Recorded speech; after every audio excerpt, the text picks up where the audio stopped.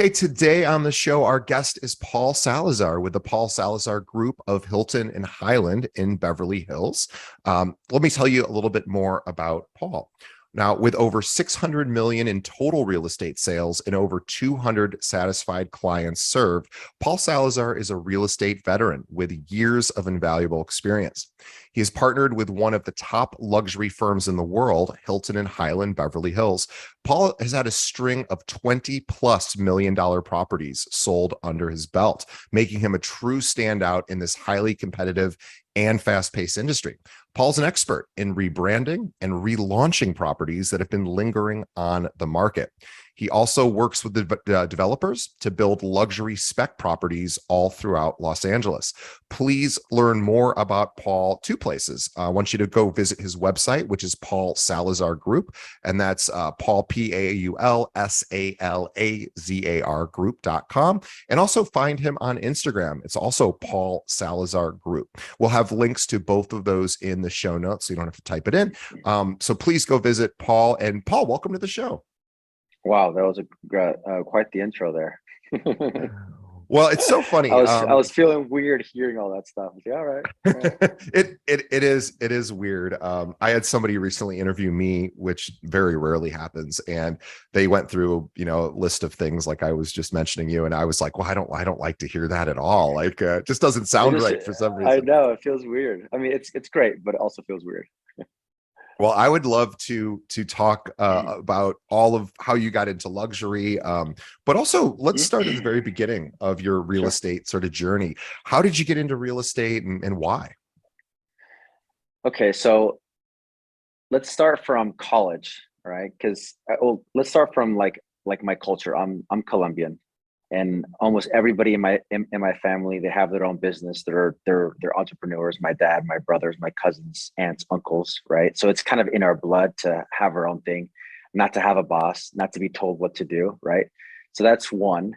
Two is that in college, I finished college on a study abroad program called Semester at Sea. And that was my last semester of college. I finished that, and then I went into the real world, and I was like, what am I going to do? Like, I just finished traveling the world with a bunch of college kids, having a blast, drinking, partying, traveling, literally circumnavigating the entire globe.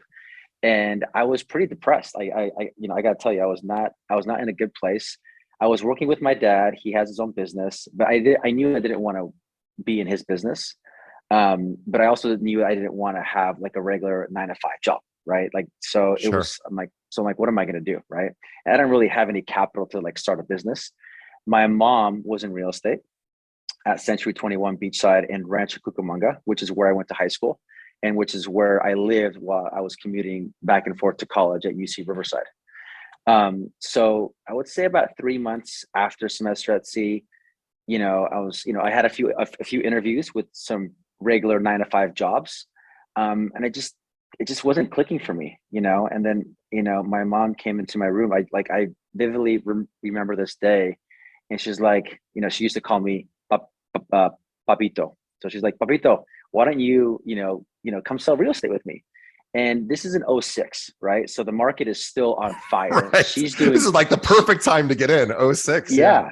She's doing really well. Like, she's traveling, she's, selling a bunch of real estate. I'm like, you know what, that sounds good. I was like, all right. I was like, yeah, sure. Let's do it. And so that's how I started to get into real estate, is selling real estate in Rancho Cucamonga for Century 21 Beachside. Wow. And you came in at such an interesting time. I actually bought my first condo in 2006. And upon retrospect, maybe not the ideal time for me to have bought a condo. Of course, none of us really knew that back then. Yeah. It wasn't like the writing was so obviously on the wall, of course.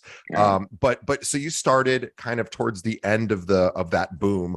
And what was it like, starting off in 2006? I'm very grateful that I got at least a year of decent market under my belt, of like doing transactions with my mom as I'm learning the business, right? And I also helped enhance her business as well, because I had a business background in college, right? Which helped a little bit. Let's be honest, you don't really learn a lot in college, at least specific to real estate. But I think I was able to use what I learned in college to help her grow her business, and so we created the Salazar team. It was Team Salazar. That was the name of our team, just me and her, and we had a like a part-time assistant. And again, I'm very grateful I didn't start in '08 because I probably wouldn't have made it, and I probably wouldn't have still be in the business. So it allowed me to stay in the business, to have some money saved up for the rainy days of 2008 through 2012, right? Yeah.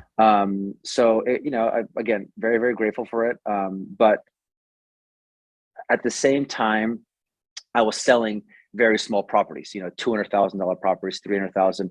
Every once in a while, we'll break a $500,000 property, and I was really excited about that, you know. But it was great, I'm again very, very grateful for the opportunity that my mom gave me.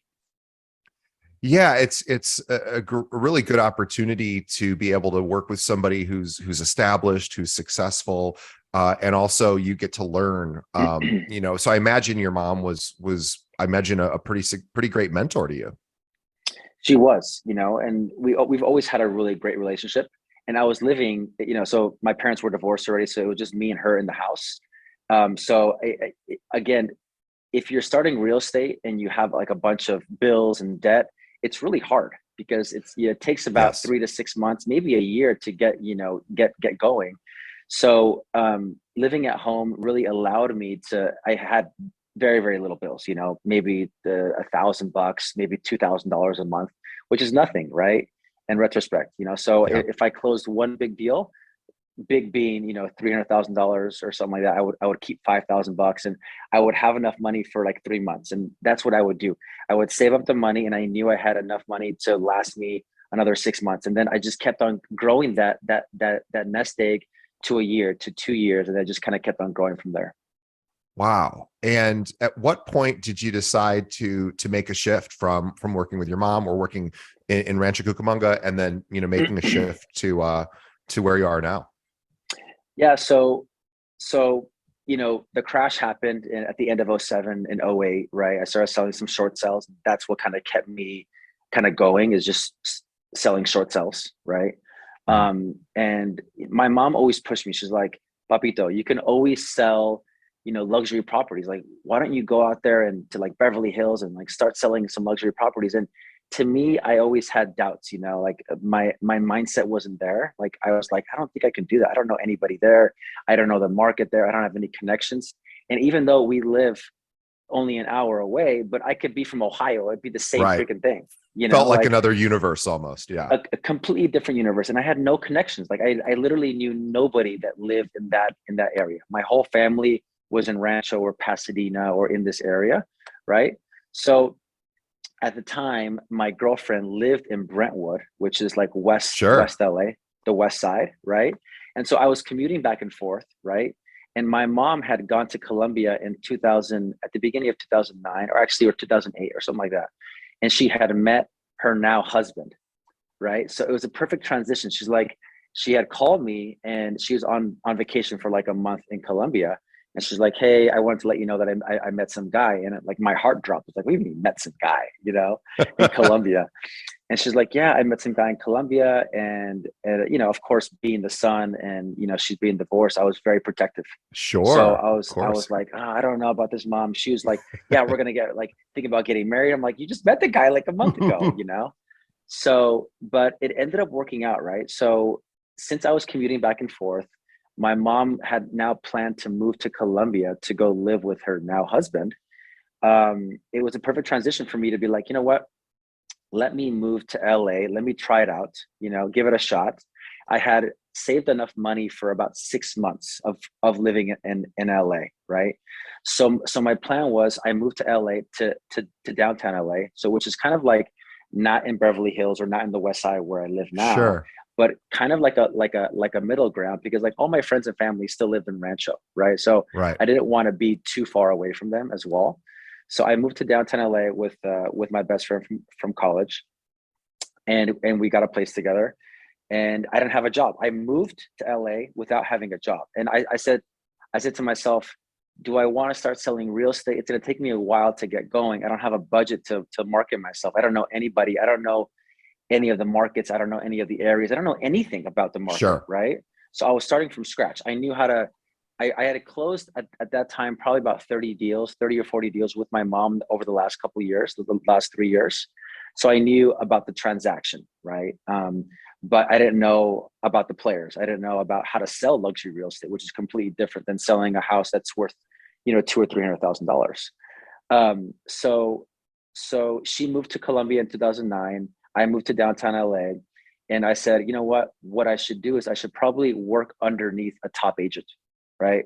So I emailed my resume to about 10,000 agents. I downloaded all the Wow. emails. I Smart. downloaded I yeah, I love downloaded that. all the emails from the MLS, and I had emailed, and I emailed every single person, right? I love And it. I got a bunch of interviews. I got about 17 interviews, you Wow. know. And my last interview was a call with Chad Rogers, who was at the time on Million Dollar Listing Yeah. on Bravo. He was one of the original cast members, and he was working at Hilton and Highland. And when I'm doing my research, I'm like, this is the best firm in LA, one of the best firms in the world. Like, I really want to be at this firm. And I had gotten no calls from anybody at Hilton and Highland. The last call I got was from Chad. He called me, he left a message, and he's like, yeah, I'm on Million Dollar Listing. I'm like, I have no idea who you are. I don't watch that show. Right. Which he actually liked. Right. So Yeah, I sure. called him. Yeah. Yeah, So because you didn't want to hang out with him because he was on yeah, TV. Yeah. exactly. So I called him up. We had an interview, and it was a match. It was perfect. So, I have to give a lot of gratitude and a lot of credit to Chad for giving me the opportunity to be working under him, because he was selling big properties, 15, 18, 20, 21, 22, 23,000, $23 million properties. So because of him, I was able to get into the luxury market, and I stayed with him for a long time, for about 10 years. I should have left earlier. And I think the reason why I didn't leave is because, again, my mindset wasn't there. I didn't feel that I can I could I could sell real estate on my own. Right. So Chad really taught me how to deal with these high net worth individuals, how to deal with business managers, how to deal with lawyers, how the transaction worked, how to list properties in these areas. And his community was Malibu Colony. And if you're not familiar with Malibu Colony, it's only 120 houses right on the beach in Malibu. It's a gated community. Sting lives there. Jason Statham, Pamela Anderson. I mean, so many celebrities call this place home, and his family owned a house there. So he grew up in this community. So most of the deals that we did were in this community. So I really got to know all the big players, from working with him. The only downside with working with Chad is that he already had a network, right? Yeah. So he wasn't really out there prospecting like I do nowadays. Sure. So I really didn't learn the business side of real estate through Chad. I just learned how to talk to people that are lawyers or CEOs or billionaires, right? I learned how to communicate with these kind of people, because he would give me a deal. Like, he would say, hey Paul, this is my listing, and I would take it on from there. Like, I did most of the work. I really helped him run his business, and we did well together. And I think after 10 years, I think what helped me make that transition from, the mindset was just like, I just didn't feel, I guess, worthy enough, or I didn't feel I had the capability of going on my own. Like, I feel like I needed somebody to help me out. And I started to listen to some podcasts, and Tom Ferry's podcast really kind of resonated with me. And I Sure. really loved to hear what he had to say. And I started to listen to him. He was talking about cold calling. And I was like, I've never cold called in at this time, I think I was in the business for about 13 years, and I had Right. never cold called once in my entire career. And probably didn't want to either. You're probably like, I don't want to have to do that. Yeah, exactly. It's like, it was really scary for me. And at that time, when I was working with Chad, I was his assistant. And then after a couple of years, it was like a hybrid model. And we also actually had an assistant. So it was me, him, and we had an assistant. So he would give me deals. I would hold his open houses. I would get deals through that. I would get deals now through some like friendships that I had in LA. So I kind of started to grow my business, but I didn't really grow it that big. That's why I was also scared to leave him, because I didn't really have a Sure. big, a big source of business, because I would also get like a small percentage of his business as well. But if Sure. I left him, I wouldn't be getting that anymore. Right. Right. So that's how it started. It's it was a long journey with Chad. I learned a lot. I should have left earlier, like probably after 5 years, but I didn't. And after listening to Tom's podcast for about 3 months, I joined his coaching program.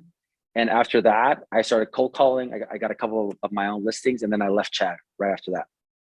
Wow. So I have a few questions. I want to go actually. Thank you. That is a really incredible story, and Yeah. there's more to the story, I know.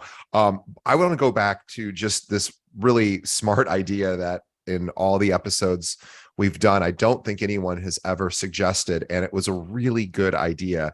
There's so obviously teams are, or whether or not you want to be a solo practitioner or a team, having a Yeah. mentor, regardless, is a great idea for so many Yeah. listeners. So Paul did something very creative and something that literally anybody can do, which is well, in your case, you scraped a list off the MLS of realtor emails. Mhm. You can also buy these lists. They're really not that Yeah. expensive, a couple $100 maybe for your local area.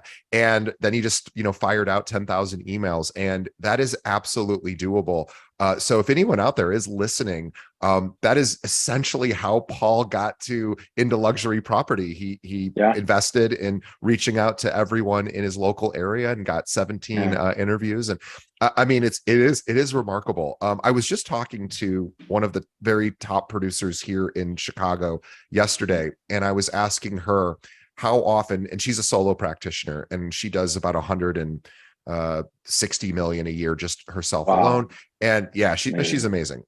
And I was like, how often do realtors email you asking for mentorship, coaching? She's like, oh, and she's super nice and very sweet. She's like, Mhm. almost never. So it's one of those things that I Wow. guess sometimes we think maybe those people are getting inundated, and maybe they are, but maybe they're not, right? And so I just wanted Yeah. to honor you for sort of being creative in that step. Yeah. I've never heard of anyone doing that. Now that's what Yeah. us recruiters do. We get those lists, and Yeah. when we were Yeah. recruit realtors, so Yeah. recruiters do this all the time. Yeah. But individual agents, unless it's like, oh, I have a listing and I want to email every realtor to let them know about it. That's Yeah. another reason why sometimes people do it. But as far as like to find a mentor or a partner, boy, what a smart idea. So again, Yeah. I just wanted to step on that a little bit because I think it was a really, really smart play. The Yeah. other thing too, I want to talk about so many of our listeners, and I've obviously, people who are your peers are probably like, how do you get into luxury? Well, you just told the Yeah. story of how you got introduced to that world, but then there's that whole step of like, I didn't grow up in Malibu. I didn't grow up in this gated community of 120 homes where everybody knows Yeah. me because those are my neighbors, and Mhm. that's what I grew up with. And yes, you were introduced to that world, but then it is this pretty big shift of like, I'm going to cut the cord and try to build my own business. And you said, looking back, maybe you stayed longer than you needed to. Yeah. But that does require a massive mind shift change to say, okay, I can survive and thrive in that world, even though that isn't my background and it isn't necessarily what I've known my whole life. So I'm curious on what you learned with Tom Ferry's coaching program, which everybody who listens probably knows who Tom Ferry is. If not, he's Mhm. he's incredible. His dad, Mike Ferry, is kind of a famous guy in the Yeah. Yeah. in the coaching movement. Brian Mhm. Buffini's another guy. So it's usually Yeah. Mike Ferry, Brian Buffini, and Tom Ferry are kind of like the three Yeah. biggest names. And all Yeah. three of them have really great stuff to offer. Tom Ferry has kind of having his moment the last like 10 years. He's kind of been the Yeah. guy who's everyone's kind Yeah. of paying attention to. But what did you learn from Tom's coaching partners about how to shift your mindset? I mean, so much, right? I mean, there are so many different tips that he kind of suggested. Affirmations, some books, right? But I think for me, I think the biggest shift was at the time. I was single, and I had just started dating this girl, who's now my girlfriend, and she was an entrepreneur. You know, and she was out there, just like putting yourself out there, and I wasn't doing that. And so she really kind of inspired me to be like, I can do more, right? Like I can do more with myself. Like I don't need somebody else to help me. I can do it on my own, and I think I don't know if there was one thing. I think it was just kind of listening to his podcast and actually the interviews, just like this kind of interview that like Tom would do, and the interviews that you do, DJ, are so important because they allow the listeners to get inspired to hear the stories. Because to me, those stories really help me be like, wow, that person did it, that person did it, and now I start to say, why can't I do it? So those stories really help me out. And when I was with Chad, I wasn't really into the business. Like I was more traveling, I was partying. So I wasn't really focused on my career. I was really more focused on just having a good time, to be honest. You Sure. know, and since I had a girlfriend, I had more time to kind of focus on my career instead of traveling and doing all these other things, right? But I think hearing the stories was really the most important thing for me in kind of shifting the mindset, right? Because I heard all these stories of all these other amazing agents that started from nothing, or they didn't have anything, or there was everybody has their own story, right? And some stories I can't relate to as much as other stories, right? So like I may relate to certain people, but I may not relate to other people, right? So Sure. but listening to those interviews was my favorite thing, and to this day I still love to hear those interviews because I learned so much about what these people do, how they grew their business, and I always take one or two things and I implement that in my business. Yeah, well, boy, that's exactly our goal on the show. So glad that worked for you because it's funny. I was thinking like, oh, it would be really fun to have Chad on the show, and it probably would, and I'm sure he would be excellent. But the moment Yeah, people hear, oh, like if I say, how'd you get into luxury? It's like, well, I grew up in this area that, that's immediately when a lot of our listeners would be like, oh, okay. Well, yeah, I didn't yep, grow up in an environment like that. So yeah, yes, easy for that guy. And of course it isn't necessarily easy if just because you grew up in that environment, but it yeah, is not as relatable, right? And so I love that 100%. you sort of infiltrated it in a good way and sort of went, oh, I belong here. I can thrive in this environment, and just learning how to communicate and maybe with people who are in that ultra high net worth space, and Mhm. understanding their needs, understanding what the goals of people like that, who I imagine there's people there, you have clients that probably have whole teams of people that you have to Yeah, meet with, financial people, yeah, accountants, attorneys, agents, hmm, whoever it might be. yeah, yeah, It's not, I imagine it's not just usually like one single buyer and one hmm, seller and then the yeah. agents on either side. So what would you say? So anyway, just to continue on in your story, so you decided, you got the courage to kind of go off on your own, cut the cord, and then, did you feel at that point that you had made enough headway into your sphere of influence that you were able to sort of survive that way? You know, again, I think I've always had enough money to survive 6 or 12 months. And I think that's an important thing for agents to hear, right? And I don't have any kids, right? I don't have any kids yet. So it's easier for me to grow that like nest egg, right? Just for Sure. me. But for anybody else, everybody knows how much they need every single month to be able to say, you know what, if I'm going to go into a new business or to a new venture, I have this much time to actually excel before I'm like, broke, right? So I've always been comfortable in that regards where, I could have left, 5 years before leaving Chad, because I had that money. I just didn't have the courage, right? So for Yeah. me, it was luckily the coach I had was very inspiring too. Her name is Mary Jett. She is now the head of all coaches at Tom Ferry. She is an amazing person. She's just like a mom, and she was coaching John Grauman, who is like one of the top agents in the nation. She Yeah. was coaching Gary Gold, who sold the Playboy Mansion, who was at Hilton and Highland, and Gary was actually the one who recommended me to Mary Jett, you know. So I again very grateful to Gary Gold, who's now a Coldwell Banker, because I called him and said, "Hey Gary, I know that you're coaching with Tom Ferry. And when I'm doing, all my research, she's like, yeah, call my coach, Mary Jet. So I called Mary Jet. She was coaching like 75 people, Wow. right? And she's like, hey, why don't I send you, 3 or 4 recommendations here at the Tom Ferry coaching, network that may be able to assist you. I talked to those coaches, but I didn't have the same connection that I had with Mary Jet, So I called Mary Jet again. I said, hey, Mary Jet, I know you're busy. I know you have a lot of clients. I'm very coachable. I am ready to go. And please coach me, because I know that you have what it takes to help me grow my business. And she said, you know what, Paul, let's do it. And so Wow. again, so grateful for Mary, because she actually really inspired me to leave Chad. She didn't push me. She inspired me. Yeah, That's the difference. I did it on my own. She was sure. actually shocked. After 2 months of being coached by her, I left Chad. And then 3 months later, I hired my first assistant. Wow. Yeah. And so what I'm really hearing is she gave you the courage to bet on yourself. Yeah. Yeah. And it's funny too, because betting on yourself is a very scary endeavor, even for the most confident person, because it also could not go well. Yeah. And in your case, you really have to commit, and you did.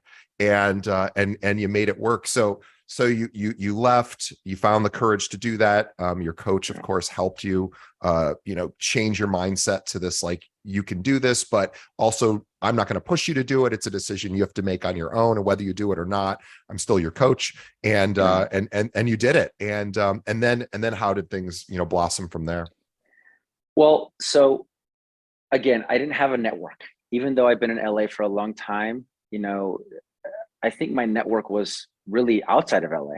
You know, I had a small network in LA from just kind of meeting people at going out and whatnot, but I really didn't. I'm not really a networker. That's not how I get my business, right? And a lot of people in LA that are successful actually are good networkers, but that's not me. I don't like to go out at night and like schmooze. That's not my thing. So when I was listening to how other agents grow their business, cold calling expireds was a great way to grow the business. So I started cold calling expireds, and it was that was so hard for me to start doing that. And I actually started cold calling expireds, I think, before I hired Mary Jet at the Tom Ferry organization, and then I hired her. But I basically started cold calling expireds every single day, and I was horrible at it. And I was so nervous getting on the phone. Like, it was like traumatizing for me. I'm just like, and my girlfriend is like, why, what's going on? And she's also a coach herself, so she was kind of coaching me through this whole process. But again, it just like the mindset, like I just wasn't there. And I didn't have the confidence yet to really cold call these people. And when you're cold calling, 2, 3, 4, 5 and plus $1 million houses, they're getting calls from everybody and their mom. Like, Everybody. I Yeah. mean, like people from like an hour away are calling them. It's nuts. So you were So only calling luxury expireds, or were you okay? yeah, So you somehow only luxury. subscribed. Did you subscribe to a service that gives you those leads, or did you just find them in the MLS as they would expire? So at the time I was using RedX. I'm now using Sure. Vulcan, but at the time I was using RedX, and I think there's like a filter of doing like only houses over $1 million. So I was only, I mean, like, listen, anything in LA right now, Right. like anything over $1 million is like a tear down, Yeah. So Yeah. it's like the word luxury. It's like I don't even know what that means anymore, because here in LA is a $2 million property like a luxury property, because it's like a 3 bedroom, 2 bath, 1,200 square foot house in an okay Amazing. neighborhood. It's Yeah. insane, right? So with that being said, I started cold calling expireds, Oh, and and by the way, after I want to pause you for a yeah, second, because yeah, for for sure. those of you that have never, I feel like that art of calling for sale by owners, calling expired listings, isn't as popular anymore. Well, first of all, people, look, most people don't like making cold calls, Yeah, and calling for sale by owners or expireds is, we'll say just expireds. Expired's particularly difficult because it was on the market probably with another realtor. It Yeah. didn't go well. Property didn't transact. And so you may be calling somebody who now hates realtors or hates the Yeah. previous realtor, or, and as you said, is also because it's a luxury property, at least by the price. It is now, very attractive to everyone who buys these leads, which is a lot of Mhm. agents. So you're right. People from an hour away, sure, I'll drive in for a $2 million property, of course. So now the Yeah. owner is getting bombarded with, you're probably not the first phone call, even of the day, when you call them. So can you just talk a little bit about what those calls were like? Just because I love the fact that you started calling FSBOs or sorry, expired listings, and were able to, still build a luxury practice out of it. Yeah. I mean, I knew that like that was really the only way that I wanted to do things. Because Yeah, again, I'm not a networker. That's not my thing. sure. Um, I'm not going out at nighttime and going to events, right? So I like to be home, during the week. So it's either open houses, door knocking, or expireds. And I still don't have the courage to go door knocking yet. So I started with expireds, right? That was my first step into building my confidence into doing scary things. And a book that I like to read um, that really inspired me was Miracle Morning. Oh yeah, Hal Um, Elrod. Yeah, yes, exactly. Great book. So highly great recommend it book. for any listeners. So me and my girlfriend started doing that. So we would start waking up early, 5:45 alarm, getting up at 5, meditation, journal, workouts. There's a couple other things there. I forgot what they are. But doing that every single morning, and then that really propels you to a very successful day. Yeah, So I started doing that, but making the calls was really tough. You know, sure. the good thing is that I knew the market, so that was one. I knew the market, which is really important. And number two, I was at a great brokerage, Hilton and Yeah, Highland, and we only have one office and only 150 agents. So it was only really in my office. There's only one other agent that does expired calls. So if I'm calling, hey, it's Paul Salazar at Hilton and Highland, I kind of not everybody, but most people will know that brand name, and they'll say, you know what, there's only a few agents at that brokerage. It's a very very popular brokerage here in the area for high end residential, and so they gave me a little bit more respect, right? that's nice. Yeah, So that definitely helped me out. Okay. But at the end of the day, it's you just have to know how, you obviously have to have a script that you internalized. You have to know it from, you have to just understand the script. There's only going to be a few different objections, and you have to know how to handle it. And more importantly, it's your tonality. And yes.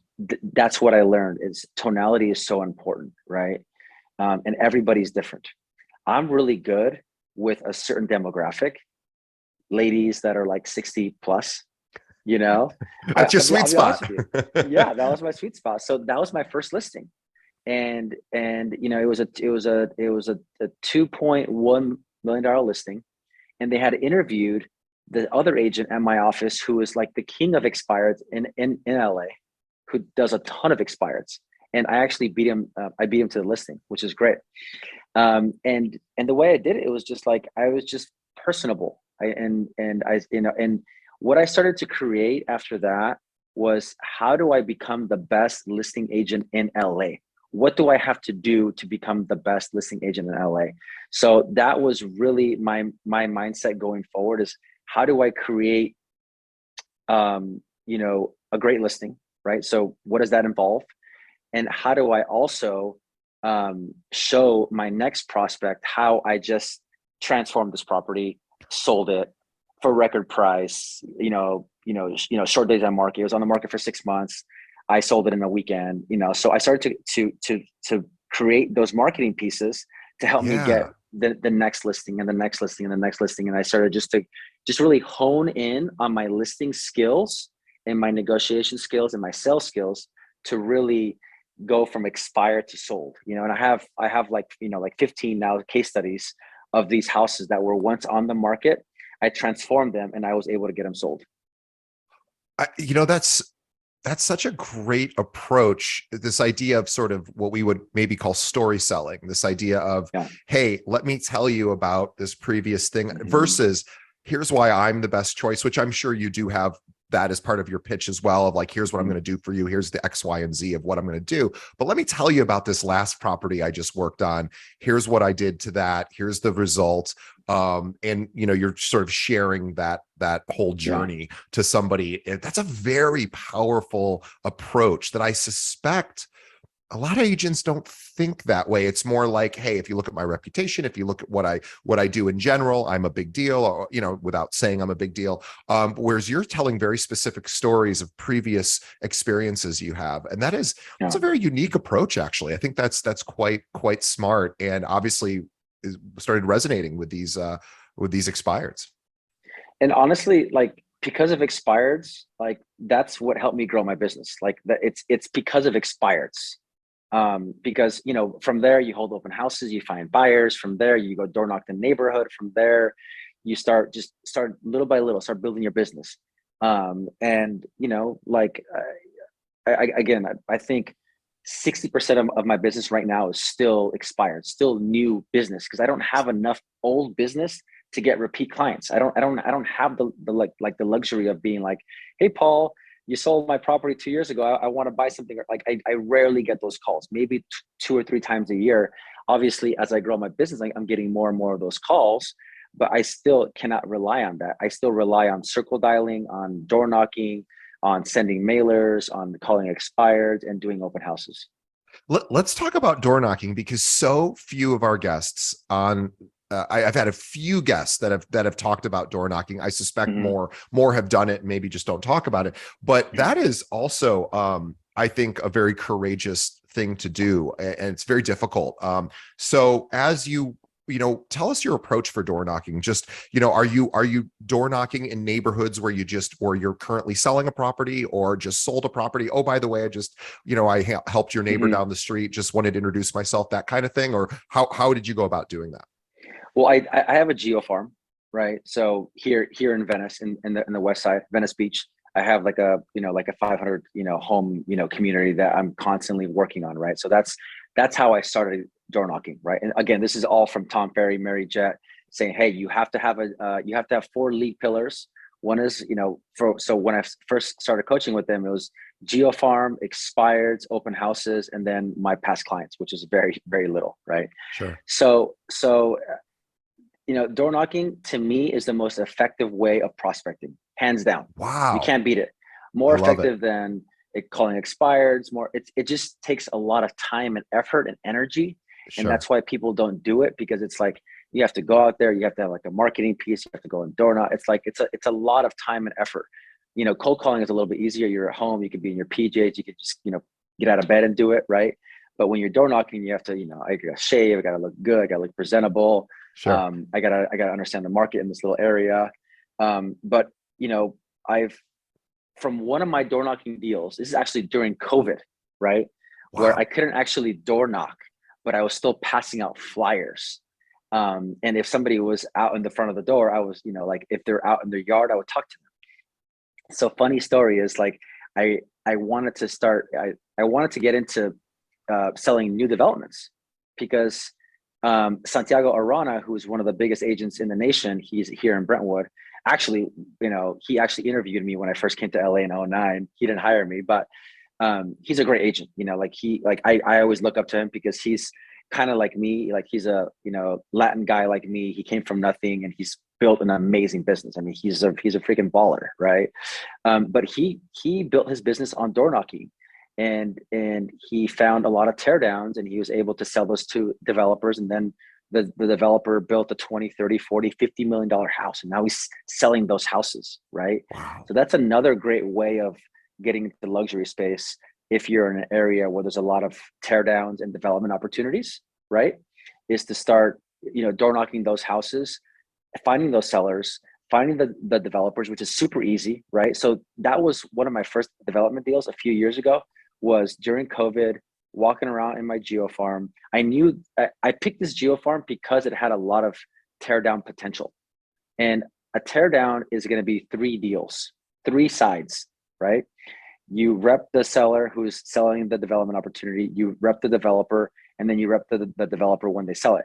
And a good chance that you get a lead out of it or a buyer, and you double end it. So there's a possibility of four sides and one deal there, right? So there's a really, good chance that you can make some good money on these teardowns. So anyway, so I was door knocking. I met the older couple. They were super sweet. They knew nothing about real estate at all. Their father just had passed away, so it was a trust sale. They had to pay no capital gains, so it was perfect for them. They were going to cash out. I found a great developer that I now have sold multiple deals to, and that's how I kind of started. Right now, selling brand new developments was just by door knocking these houses. And this idea of cold calling developers, not to, hey, I want to rep your next project, which of course every realtor would want that too. Sure. But you're saying, hey, I've got a deal for you, essentially. Not a deal. I've got a transaction possibly for you. Mm-hmm. Not a deal as in like I've got a special offer for you, but I've got this property that you might be interested in, Mr. and Mrs. Developer. I've never heard of anybody doing that. I don't know why that has never been talked about. That is a brilliant approach to providing value to a developer, to which they're like, hey, this guy's great. He's giving us business. We're going to use him for, maybe other things we're doing. Yeah, for sure. And I think my pitch to these sellers that own these teardowns, and there's not all properties are going to be considered teardowns. Sure. I always look out for my clients, no matter what. I always look out, like, if I was them, what would I do? Right? There's some houses that you can slap some paint on it, change some countertops, and we'll talk about that a little bit later on, because I also specialize in refurbishing a house, redoing a house and selling it to an end user, right? But there's certain houses that you can't do that. It's either too small or it needs too much work, and it's a perfect teardown, right? Like the developer is going to pay more than an end user, right? So what my pitch is to these sellers is that I'm going to create an offering memorandum, an OM, right? And that's not really used for residential brokers. They don't really understand what that means. That's more for like commercial agents, that sell industrial buildings or office and retail or other kind of commercial real estate. So what I do is that I create with my team, like a 15-20 page PDF, and it outlines, all right, this is what we're selling. This is what we're asking. This is what the land price per square foot, because we don't look at price per square foot for the house. We look at the price per square foot for the land. We show them comps of other land sales that are similar to this in the area. We also show them comps of what a new development will sell for in the area. We also show them what they can build per the Underbuilt report, which is a company here in the area that can tell me how big of a house I can build on it. And then I email it to developers. And then Brilliant. I say, give me a call. And now they trust me even more, because I created this great marketing piece that took me 3 hours, and they trust me, like, this guy's the real deal, right? And so I start calling these developers. I said, hey, and it's so easy to find developers. So there's no excuse for anybody not to find a developer. All you do is you go on the MLS, you find out all the new developments that I've sold. You look at public records, you saw who sold them. If it's an LLC, you look up the LLC, you look up the manager, you find them online. They have a website, you give them a call. It literally takes 5 minutes, right? Yeah. It's super, super easy. So that's how it started. And I luckily sold it to a great developer who I have a great relationship now. And now I've already sold them a few other properties that are now being built. And that house, I sold it originally tear down for 1.6 million. So I double ended that. And then we sold it 2 months ago for 4.2 million. And we put a big sign in front of the house as they were building it, as they were, building the whole house, a huge sign, a massive sign with a QR code to a website. And I got a buyer lead that I sold another house for 3.1 million. I got other leads that I'm working on right now. So it's like every single listing should give you 2 or 3 deals. At the minimum, 1 deal, and if you really know how to maximize it, 2 or 3 deals. So that's why I really focus on getting listings. How many other agents do you know who prospect developers with opportunities like that you put together? I'm curious, if that's a common practice. And if it is, I'm curious on how putting together that 15, 20 page PDF with literally step by step of like, here's all the work we've done, here's the options for what you can do, Mr. and Mrs. Developer, and here's what we think, estimated profit might be. How common is that? Are you like the only guy really doing that? Is that your sort of secret sauce, or do you feel like other people are putting together similar packages? Well, it's not a secret anymore. But I don't think anybody else is doing it. Yeah, Again, I really pride myself in being detail oriented and creating really nice marketing pieces like that. That's my thing. Like I really want to have a nice brand. So if you go to my website, it's very clean. If you look at yeah, my at my Instagram profile, I try. It's getting better and better, right? It's not easy to like have a nice, clean, bold, and sophisticated look, but sure. that's what we're trying to build here. But I don't know anybody else that's doing that. There are a lot of agents that sell a lot of developments, and they're doing this, right? And the other way of getting these deals is by sending letters. So like I would drive around a whole area with my assistant, and I will pick out, tear down, tear down. We write the address, we put it on an Excel file, and now we send handwritten envelopes, and we send them a letter. I just closed it. I'm actually under contract on the deal right now from a letter that I sent 3 months ago, and they called me, hey, I got your letter. Do you still have that buyer? I'm like, yes, I do. I put the deal together, and now we're under contract for another development deal, right? So not only door knocking or cold calling these teardowns, but also sending letters works. I love that you're doing all of the things that you would assume a luxury agent probably doesn't have to do, right? Most Yeah, luxury agents I know are not calling FISBOs, expireds. They're not cold calling developers. They're not writing, letters, or maybe they are, and maybe they're just not telling us on our show. But I yeah, appreciate yeah, that you weren't born into this sort of luxury business. You really built it, you bootstrapped it, and you yeah. you saved up enough money so that you could explore that. And I just, boy, those are the best stories, I think. So let's talk about, because again, so many of our agents are like, okay, I can start doing some of those things. But everybody wants to be a luxury agent. What's the major difference you found, because you do 20+ million-dollar properties as well? What's the major difference between working with, a seller of a, let's say $1 million property, or in LA, of course, like you said, everything's kind of, or at least in the area you service, is kind of $1 million, even the smallest properties. But Yeah. what's the difference between working on the smaller property side to the ultra high net worth side? Are the needs and the goals basically the same, or is it kind of a different world?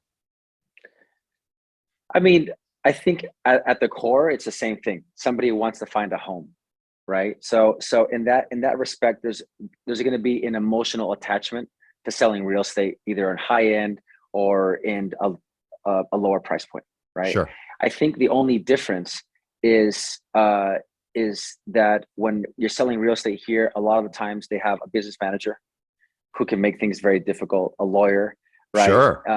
And so they who have who a by the whole way are not emotionally involved in the property no, that a buyer or seller might be. They're emotionally involved in keeping their position, which their position is to very thoroughly review the financial component of this transaction, which yeah. I'm assuming is a big deal. So you not only have to win over the emotional side of the buyer or seller, but you also have to win over sort of the more empirical part, the objective part of dealing with now this team, which those are two very different masters to serve, I imagine. Yeah, yeah, and I think most of the people that I service here in LA, not everybody, but most of them are just sophisticated, and they're educated, and they're business owners. They're very smart people, right? So they may know about the property more than you do. Like, if you're showing them property, they may have done all the research. So you have to be prepared a lot more than I was prepared when I was working in Rancho Cucamonga. I'm not saying you don't have to be prepared selling real estate in a smaller price point, but all I'm saying is that over here, I feel like you have to be more prepared, because they are going to ask you tough questions, and they're going to expect that you know that. They're going to expect that you know the market, that you know the players, that you know about the house, all that stuff. So I think that's the biggest difference. And then the other thing is when you're listing a property, I feel that, I spend easily, $5,000 to $6,000 per listing before it's even on the market. You know, Sure. I'm spending, $1,000 to $2,000 on a photographer. Same for a videographer, a floor plan. I do everything. Like we do Instagram ads, we do YouTube ads, we do Google ads for our listings. We want to be the best of the best, right? And that's how this is my plan to get to the next level. Like I really want to start growing my business to the next level. I'm not there yet, and I have a long way to go, but I know that if I keep doing this, I will get there because people are going to start noticing that I really take care of you. I'm going to look out for you, and I'm going to get you top dollar, or I will get you the best price if I'm repping you as the buyer's agent. Yeah, it's so funny to hear somebody say I've sold 600 million in real estate. I'm not quite there yet. I'm just but that's the motor that you have that keeps you going. 600 Yeah, million is yeah, just where you're at today. It isn't necessarily where you want to be tomorrow. yeah, But it's so funny to hear that really it seems like your entire career has been so much of put the blinders on, do the hard things that are maybe a little scary and uncomfortable, but are healthy, and things that other agents aren't willing to do, like door hmm, knocking. I mean, gosh, I would bet less than 1% of agents have ever door knocked or made a cold call, quite honestly. hmm, yeah, I don't think people even do that as much anymore. And yet yeah, here's somebody, like you who still does it. And that is, you would think a luxury agent wouldn't be going door to door. We sort of have our own misconceptions about what that even means, but it is one of those rare arts, this door knocking and letter writing, that you know people really appreciate if done the right way. It's absolutely a lost art, and has obviously been part of the secret, not secret, but part of the reason for your ascent. And so let's talk about, you know, I'm sure there's people that reach out to you that goes, I want to break into the luxury market. What are your thoughts on that? I see. I always think most agents shouldn't aspire to that unless they want to up their game. Like you were saying, now hmm, dealing with buyers and sellers who maybe are a bit more sophisticated, maybe are just hmm, more business focused. Like you said, a lot of business owners, a lot of people who have been successful in their careers, and just have a level of sophistication that, maybe people at lower price points, just don't have, or aren't as interested in. And so, you do have to appeal to that sort of those qualities of these more yeah. sophisticated buyers and sellers. What would your advice to be to somebody that says, I want to sell $20 million homes just like you? You know what? I think people glamorize because of what's on TV, selling Sure. sunset and Yeah. $1 million listing, and they think it's just like so easy. When you go into a luxury market, the competition is at a different Oh, level. This is why I have to up my game. The only reason why I'm doing it is because when I lose a listing, I'm like, all right, why did I lose that listing? What can I do better? Now I'm adding another piece to my arsenal, little by sure. little, right? So, being part of the Tom Ferry organization, I see people in much smaller markets selling $500,000 houses that are making 10 times more than me. You know, so I think for an agent, you have to think about, is it about is it about the glamour of selling luxury real estate, or is it about the money? Because you can make more money selling $500,000 houses with, obviously more units, than selling luxury property and selling just, five or 10 listings or And sales per year. not having to spend 5,000 plus per listing to market it. Yeah, yeah, exactly. So again, like if your dream, like for me, my dream was never to sell luxury real estate like that. I never, got into real estate to be in Beverly Hills. It just kind of fell into my lap, right? My mom kind of pushed me. My girlfriend was living here. I got the assistant position with Chad at Hilton and Highland. So everything you know, kind of just, like the road kind of led me there, right? But it wasn't like I was like, I want to sell, $20 million listings. That now I do, right? But before that, it wasn't really a big deal. For those agents that really, really want to get into luxury real estate because they love those kinds of houses, they want to work with those kinds of people, that's great. You should do it. I think joining a team is obviously, I think, having a mentor, joining a team should be the first thing you do, 100%. You have to learn about how, what it takes to be a player, learn the players, learn the area, learn the markets, who are the buyers, who are the sellers, right? And then after that, create a plan. How am I going to get, open houses is a great way of finding buyers, right? Cold calling, door knocking. I mean, there's so many stories out there. Santiago Arana door knocked Brentwood for years. He's killing it. The guys on Million Dollar Listing, Parnes, the Bond Street brothers, they also door knocked in Bel Air. So there's so many stories of people that are not even from LA and they Yeah. want to do luxury real estate, but they grinded their way in. You got to grind your way in. It's super, super competitive. So if you got what it takes and you're competitive and you're willing to grind, then go ahead and do it. Why not? I mean, anybody can do it. I did it. And everybody, a lot of other people did it too. Well, I think that's really such an inspiring message. If we sort of look back at your entire career, yes, there were opportunities that allowed you to get introduced to different types of audiences that you now work Mm-hmm. with, but nothing was handed to you at all. You Yeah. made your own luck by doing the things that maybe other agents wouldn't be willing to do, even from starting, with sending out 10,000 emails to other agents. Yeah. And by the way, not being a guy who's a self-promoter, right? That is something you Yeah. would think maybe a self-promoter, a schmoozer would want to do because it's a good Yeah. networking sort of exercise. You were just Yeah. like, I need to find a mentor here. And so Yeah. you earnestly sent out all these messages. And then, everything, you continue to do things like that throughout your entire career and continue to do it today. It's not like, oh, now it's just, I just get calls all day from developers and from luxury, No. buyers and sellers. No. You're No. still drumming up all this business on your own. And Yeah. I think that's just a great place to sort of wrap up for today, because it's like reminds me of that old this ancient I think it's a Zen saying. I can't remember exactly where it comes from, so I apologize if I'm getting this wrong, but the expression's a good one, which is, before enlightenment, chop wood, carry water.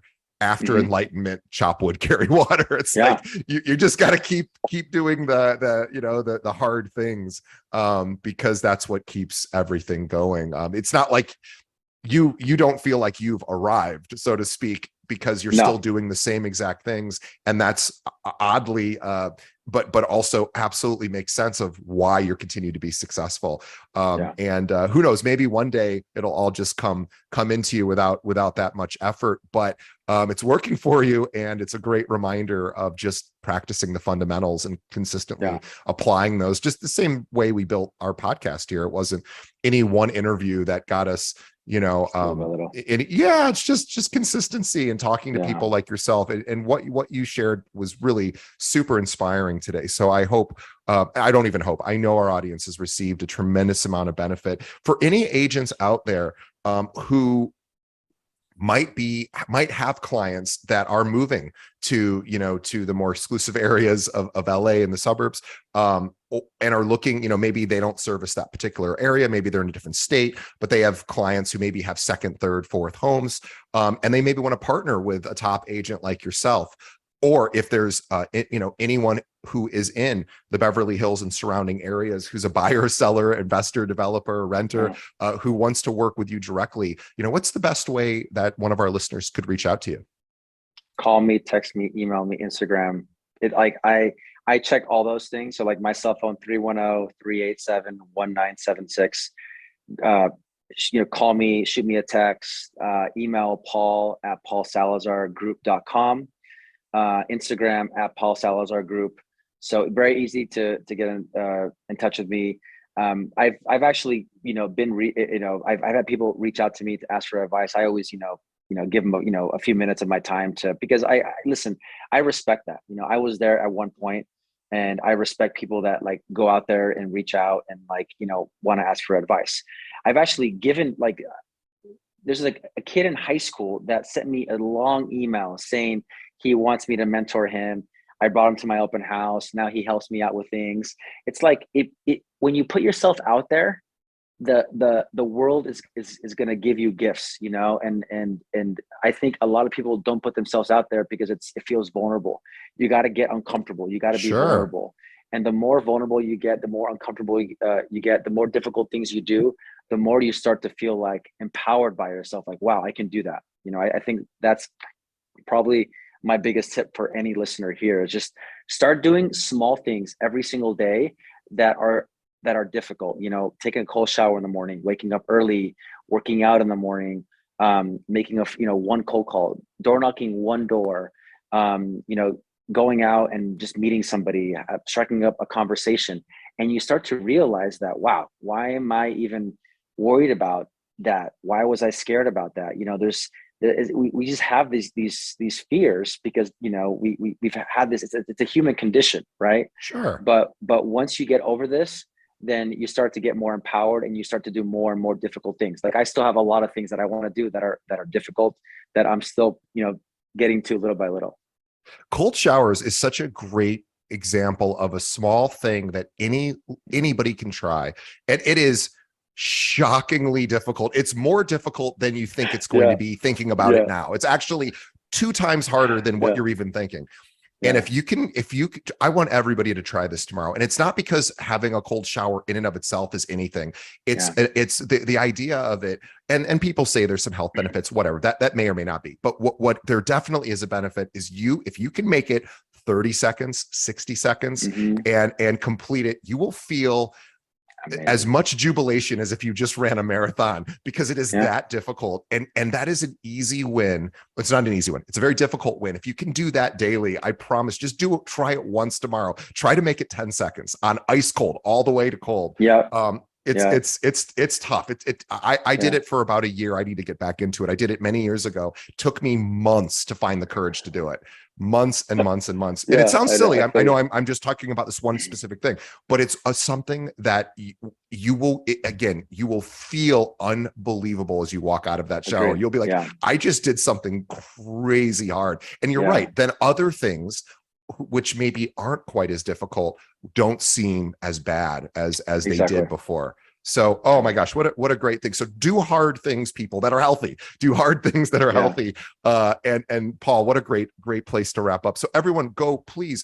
Paul's a wonderful guy. Reach out to him if you need some assistance. Also, if you have clients that are moving to the Southern California, talk to Paul. He wants to chat with you, and he Yeah. certainly is a great realtor to have in your database. And Paul, on behalf of our audience, thank you so much for coming on our Thank you. show. This is Yeah. such a pleasure to have you. And if I ever make it out to LA, I haven't been there in many years. I need to come back. I want Please to do. Yeah. say hi to you in person Yeah. and Yeah. see We'll you in grab lunch or action. dinner. That would be Yeah. fun. Absolutely. And on Absolutely. behalf of Paul and myself, we want to thank everyone for making it to the end of the episode. Please do us one favor. This has been an amazing episode. I want everybody to think of one other realtor that needs to hear what Paul had to say, and just send them a link to either this episode or our website, which is keepingitrealpod.com. You will help somebody by sending this to some struggling agent in your office, or maybe, another agent from a different office that that could use, this sort of pep talk from somebody who started with really no major help, and built this incredible career and is really just getting started. And it'll be inspiring to everybody else. You'll be actually helping people do that, and you're helping us as well. So please send a link to this episode. Other than that, Paul, I am so excited to continue to watch your journey. And thank you so much for being on the podcast. And we'll see everybody on the next episode. Thanks, Paul. Thank you, Jay. Appreciate it.